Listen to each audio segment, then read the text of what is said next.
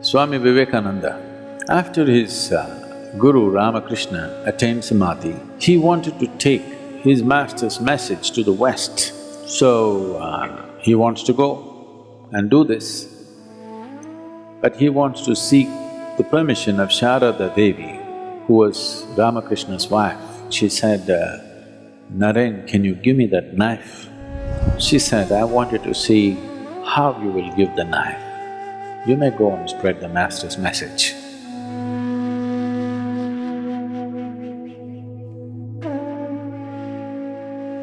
To be spiritual has always been also understood as to be gentle. And unfortunately, to be gentle has always been misunderstood and misinterpreted as to be soft or to be weak.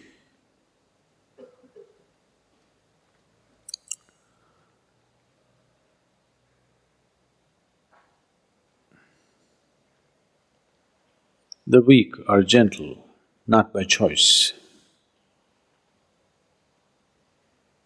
because they're incapable of making a strong imprint, they're gentle. Gentleness is of value only when it's by choice. You're capable of being violent, but you choose to be gentle. That's of great value. You're incapable of violence. Now you're gentle. That's not of any great value because that's coming from a certain incapability. Today somebody was asking me, Sadhguru, why all the goddesses in India, always they have weapons in their hands?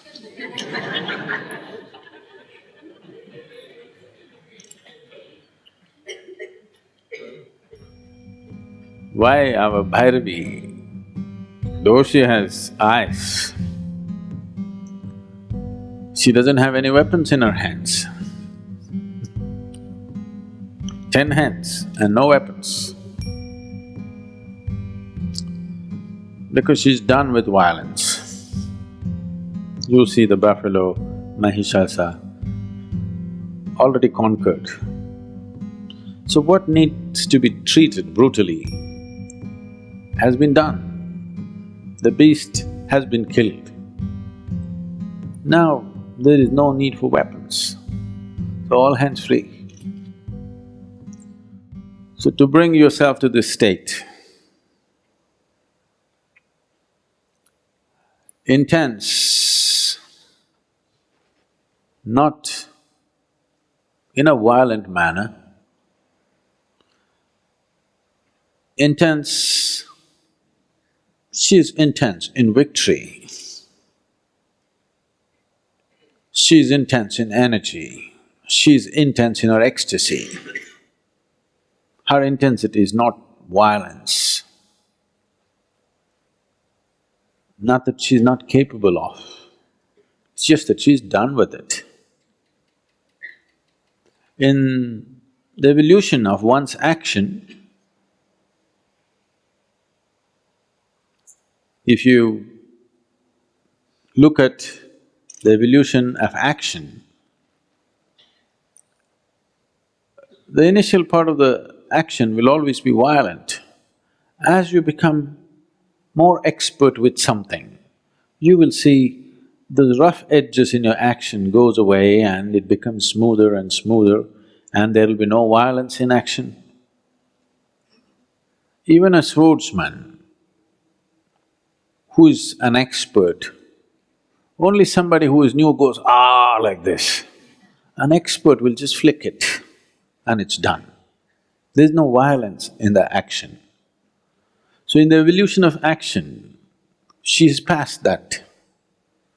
Still intense, but in victory, energy and ecstasy, not in a violent manner. There are many symbolisms like that here, if you feel your eyes and see, where it is intense but not violent. Is something wrong with violence? It's not a question of right and wrong, it's just crude way of conducting life. If you say violence is bad, that means you will end up rejecting a part of yourself and you can never get rid of it because it'll not go. It'll come out in so many ways. People who are very peaceful on the street, violent at home, if they are not capable of physical violence, they're verbally violent, they're violent in their thought and emotion in so many ways. So rejecting violence is not going to work. Evolving violence into a more sophisticated action. The need is not for violence, the need is for intensity.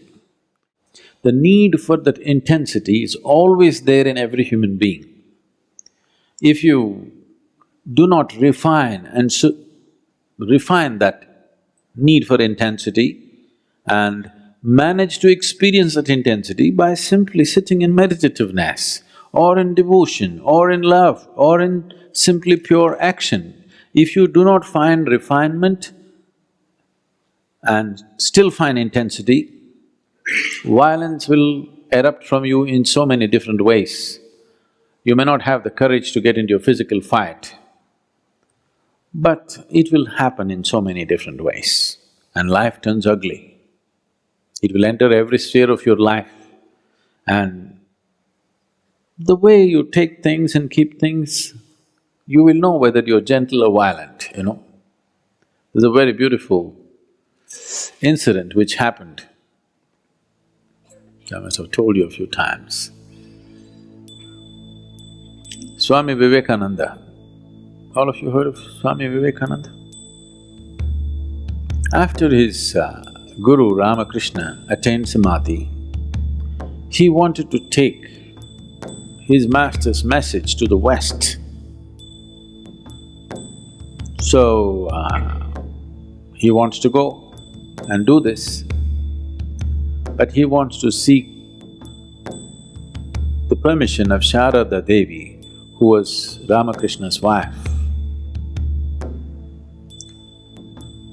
He went to see her and she was busy cooking in the kitchen. When he went and said this, she was focused on what she was doing without looking up, she listened to him. He said, I want to go to the Western world and spread the message of my master. Shall I go? So without looking up from the chores that she was doing, she said, Naren, can you give me that knife? So he picked up the knife and gave it. He's a certain kind of person, so he gave it in a certain way. Not like that, he gave it in a certain way. She took the knife and kept it aside and she said, you may go. Then he noticed this and he said, why did you ask for the knife? You have no vegetables to cut, everything is already on the pot, already in the pot, on the boil. Why did you ask for the knife? There was no need for the knife, why did you ask for it? She said, I wanted to see how you will give the knife. You may go and spread the master's message. So this is where gentleness is.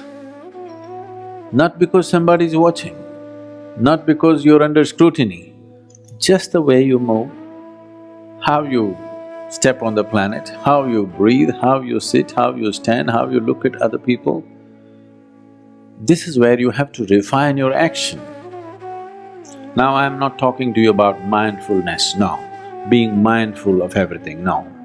I'm talking about refining your physical action, your verbal action. With this slowly, your mental action and emotional action also can be refined. To just move your hands and legs in a more gentle manner.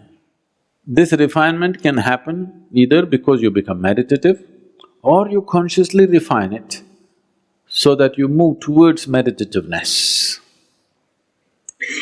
It's good to start from both the ends.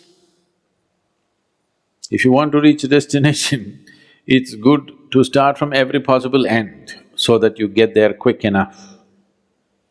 If you want to burn a candle quick, you burn it from both ends, isn't it? You burn it from only one end, it may take a lifetime. You want to enjoy at least half a lifetime of meditativeness, you must burn it from both ends. So you may be practicing meditation, but also consciously refining your physical action. The way you move your hands, the way you move your body, the way you move your breath, your words. This is not about becoming pretentious, this is about becoming conscious.